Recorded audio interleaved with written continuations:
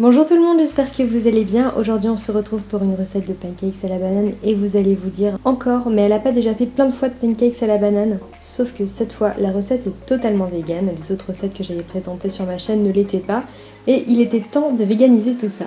Vous allez voir, la recette est très simple et surtout elle est super saine et on se fait totalement plaisir. J'utilise une banane bien mûre, ça me permet surtout de remplacer le sucre industriel et si vous n'aimez pas ça, vous pouvez utiliser de la compote de pommes. J'ajoute 70 g de flocons d'avoine, soit l'équivalent d'un demi-verre de taille normale.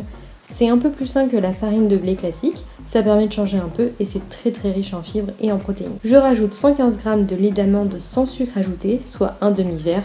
En fait, je mets le même volume de lait que d'avoine. Si vous n'avez pas de balance, c'est pas très grave, vous dosez au verre. Je rajoute un substitut d'œuf si vous n'en avez pas, utilisez de la fécule de pomme de terre ou de tapioca ou de riz ou même de la farine classique. Et sinon je vous mets les liens de sites qui vendent ce substitut en barre d'infos. Et tout ce qui va suivre est complètement optionnel, donc je rajoute une cuillère à café de levure chimique, ça permet d'avoir des pancakes qui ont du volume et une texture moelleuse et aérienne. Je mets aussi un peu de vanille, je vous conseille vraiment ce format-là plutôt que l'arôme liquide, c'est très parfumé et ça dure un siècle. Je rajoute une cuillère à soupe de graines de chanvre, c'est plein de bons minéraux et de bons lipides. Une cuillère à soupe de graines de chia, pareil, extrêmement riche en bons nutriments. Je vous mets en barre d'infos le lien du site où j'achète ces graines et elles sont bio, donc c'est encore plus sain. Et je termine en mixant le tout avec mon blender. Ensuite, il n'y a plus qu'à faire cuire à la poêle. Si elle est en bon état, tant mieux. Sinon, n'hésitez pas à mettre un petit peu d'huile de coco ou de tournesol pour ne pas que vos pancakes accrochent. Il n'y a rien de plus frustrant que de rater ses pancakes le matin au réveil.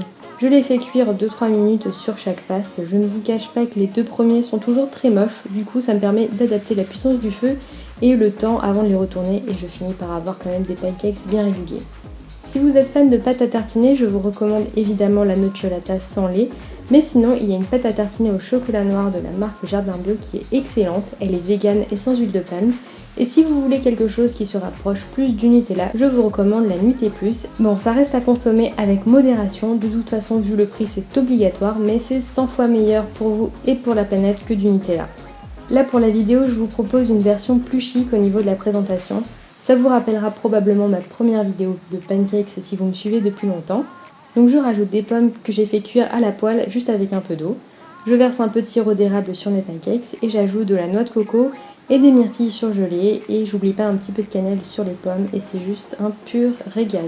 Je ne vois aucune différence avec les pancakes classiques que j'avais l'habitude de faire. Donc je vous dirai de tester et de me dire ce que vous en pensez. J'ai toute une série de petits déjeuners vegan et gourmands, je vous mets les liens des vidéos en barre d'infos ou vous pouvez vous promener sur ma chaîne pour les trouver.